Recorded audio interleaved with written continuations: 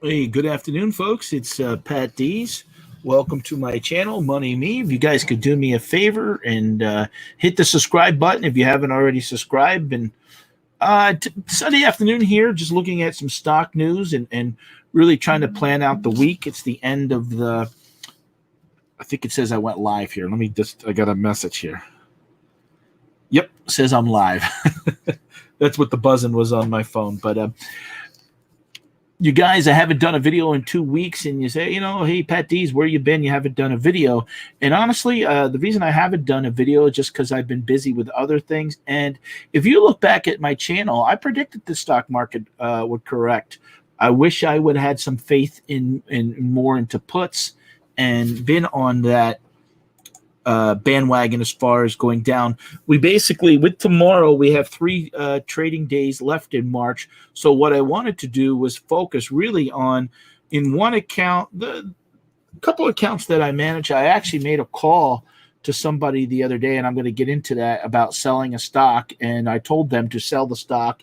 It was in the 90s. I think it was 92 the day that I called them, and had bought it in the 20s. So really had a $10,000-$12,000 gain in that stock, and I advised him to sell. I don't know if he sold or not.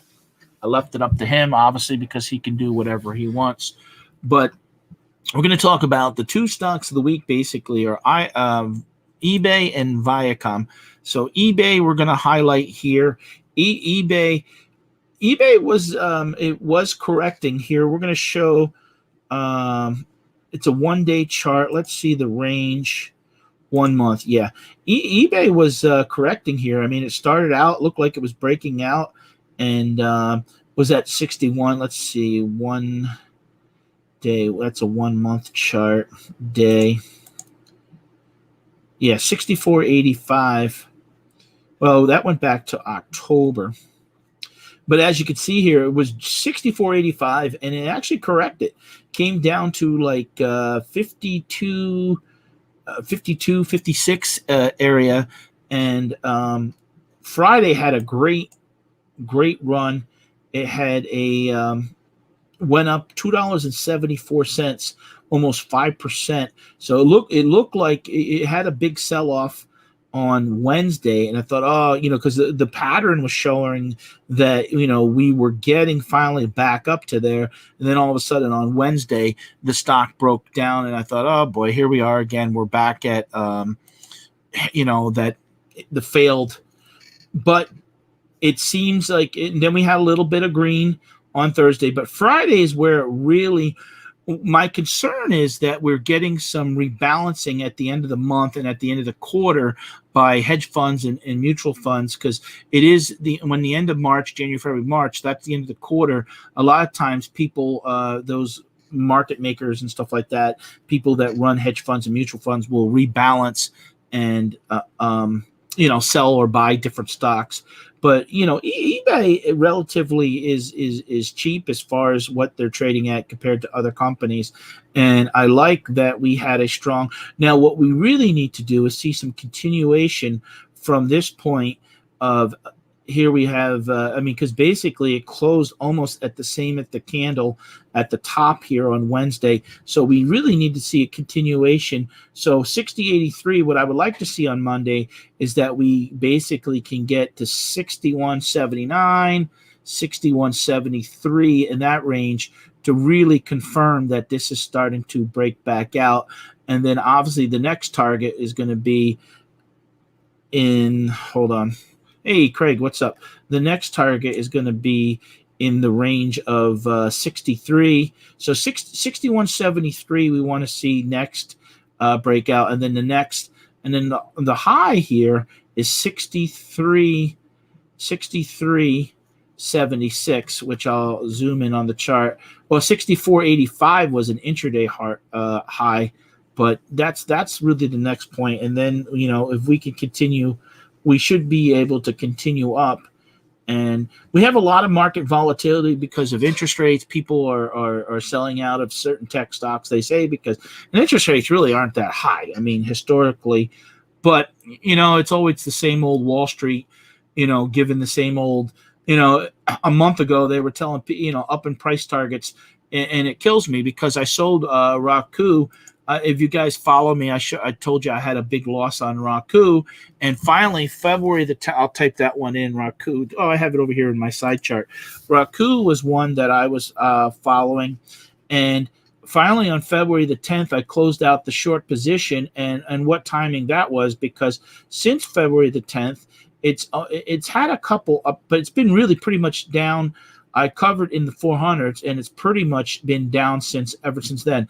Now, I did recoup some of those losses by buying a couple puts or selling short some. So, you know, that's been the issue as far as that. But stocks have really done nothing but, I mean, looking at Tesla, I mean, Tesla was touching $900 back. It pretty much seems to me around February the 10th or so. Let me see a date here. Roughly around, let me see if we can.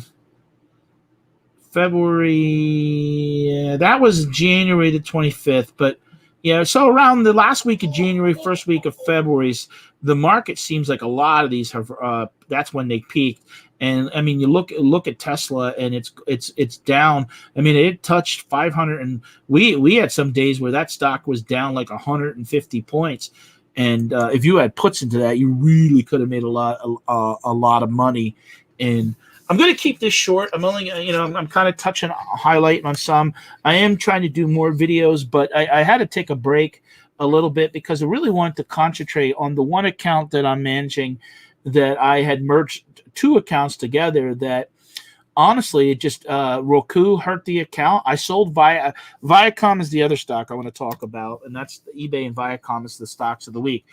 We had bought Viacom, and it really took a nasty. If you look here back in last year when it had dumped, we had bought it in the 30s, some in the 40s, and it was down to 10.10 last year. So it got back. We bought some in the 20s. Actually, had bought some in the $15, $18 range, sold it and traded it. And then, but since January, this stock did nothing but run up. I mean, it went from, well, here we're going to go back. And as you could see by the ugly chart that happened last week, it went from pretty much January, it went from $34 to $102.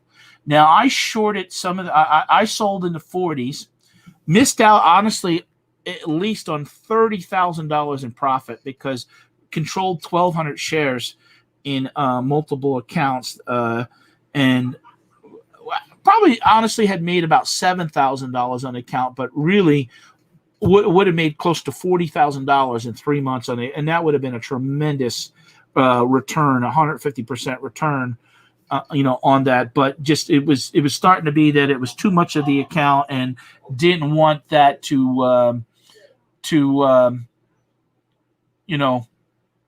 take up too much, that if it did drop, and exactly what happened on Friday. But as you could see by last week, I shorted some at 79. Then the stock goes to 102. So now what do I do? So I shorted some more it came back down. I shorted more at 92.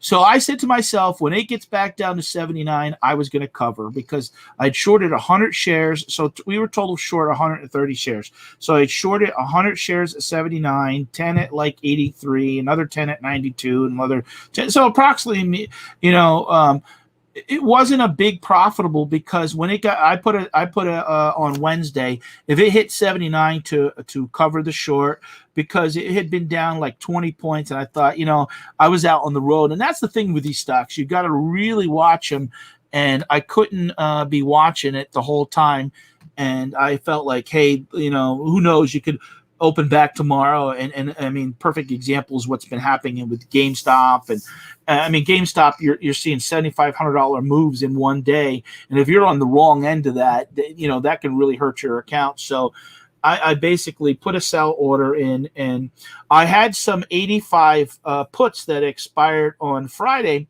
And I had put I bought them at like I don't know. I bought some. I averaged down to about $1.25 because they really weren't doing much. And I was at one time I was in a loss of a couple $100. So I averaged down and bought one or two more. But I had a total of 3 contracts.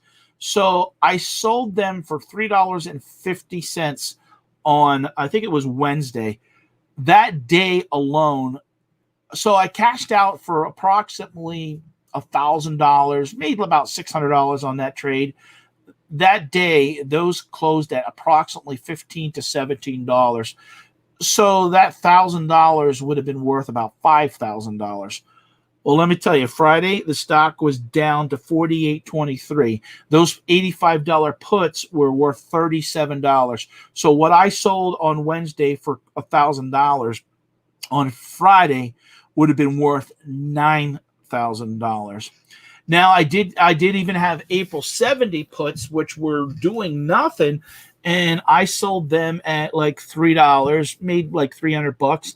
Those would be worth so there was another $2,000.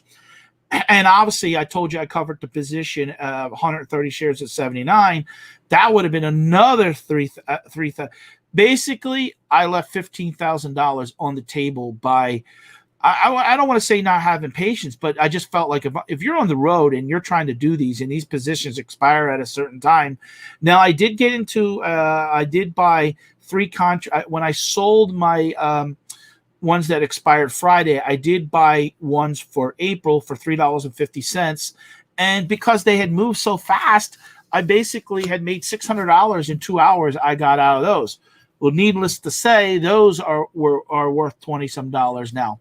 So all in all, Viacom has not been good for me because Viacom, I mean, I didn't lose no money on Viacom, but boy, did I miss out on the upside and on the downside. I missed out on the upside by about $40,000, and on the downside, on puts that we held, just in the short position, would have made another $3,500, and then on the upside, on the downside, just in those puts alone. But the stock dropped last week alone about 50 points. 50 points. I mean, the stock pretty much was cut in half and as you could see by the look, I mean, look at all the red bars here. 1, 2, 3, 4.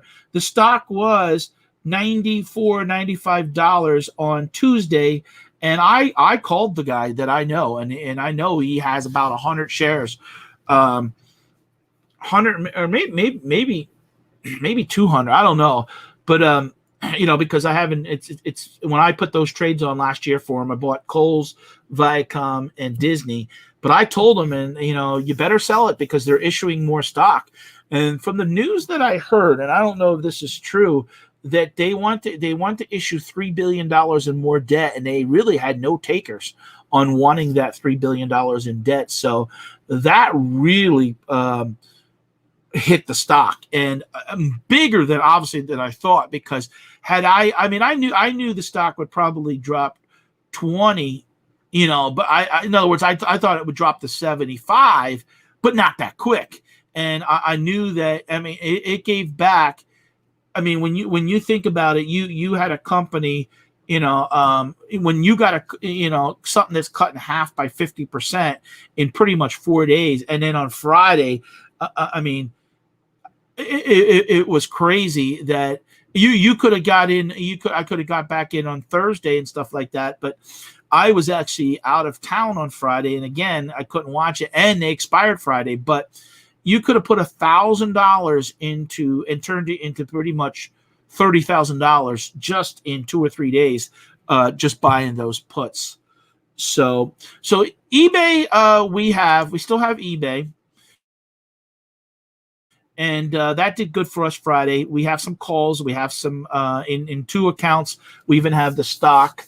So we have several hundred shares of that company, and probably have about 1,200, 1,500 controlling options. So in other words, we control about 12 or 15 contracts that control that many shares. So some will expire next week, 61s that I own, and I have 65s actually that I've been buying over the last month, and I'm still under the water in those because eBay looked like it was ready to break out here, 65. What I was hoping for was that we were going to get a push up to 70, and things were looking good. Everybody's coming out and raising these price targets, raising this price target, and that's what I don't like, and I see some people getting burned by that, and I think lately a lot. So those are the two stocks I wanted to touch on today: eBay and Viacom. I'm going to keep it at that. Keep it short. Keep it simple. I do appreciate you guys watching this. If I'm trying to let's get up to 500 subscribers. You say moneyme, what does that mean? We talk all things money on the channel. I did take a break for the last 2 weeks because I really wanted to concentrate. I try to really show you guys what I'm doing for a living as far as things money and stock related and trades, but it's not going to be just about that. I want to talk about real estate, CDs. I used to be a former Subway franchisee. I want to talk about how much really does a Subway owner make. So there's going to be videos like that too. But I felt the need to and you know what? Taking that break the last 2 weeks, the one account that I've taken a beating on because of Roku, and Roku really hurt the account big time. January and February, that one account was down both months. This month so far, but there are 3 trading days, we're actually up this month, and by pulling back some, and I tell you, 2 or 3 trades had I not taken, we'd even be up more. And had I hung on to that Viacom, I basically would have made back all the losses in January and February, and even had a gain for the year in that one account. So that's the, I don't know how you ever get over those missed opportunities of not holding something long enough. And so I showed you not holding long enough going up on the stock, and not holding long enough to go down on the short sale and on the put. Overall, and I had a lot of people even message me, "Hey, dude, why would you short Roku?" Because I felt it was overvalued. And guess what? I turned out to be right. It did correct from like 400 and some to back down to 300. There was a lot of money to be made there, and I still think overall for the year, you learn from these times, ups and downs. Overall for the year, I can't worry about 1 week, 2 weeks, or even a month. What I got to worry about basically is overall the total return for the year. But sometimes you have to pull back and say, well, you have to reassess things, and make sure that what you're doing is that you're not blowing up the account and sustaining real losses. I was doing the $1,500 challenge, and honestly, what happened was just the timing of it. I think I had put those to the side, and looking back at it, I was worried too much about it. I had turned the $1,500 into $3,200 at one time, but ultimately I think it went back down enough that the $1,500 challenge might be down to $500 or $600. But so instead of worried about that, I was really worried about core positions and other accounts that I had to watch. And there's a couple stocks I sold this past week in another account. I just took the loss. I just took a small loss and said, hey, move on from that and get into better. Sometimes that's what you got to do. You have to sometimes take a loss in one stock, and you use that money to put in something that's better, and you just move on. You can't worry about 1 or 2 stocks that are hurting you, and you allow them sometimes to hurt the account too much. You got to concentrate on the good names and worry about those. So I do appreciate you guys' support. Give me a thumbs up, comment below, and I'll see you again in a couple days. Have a great day. Bye.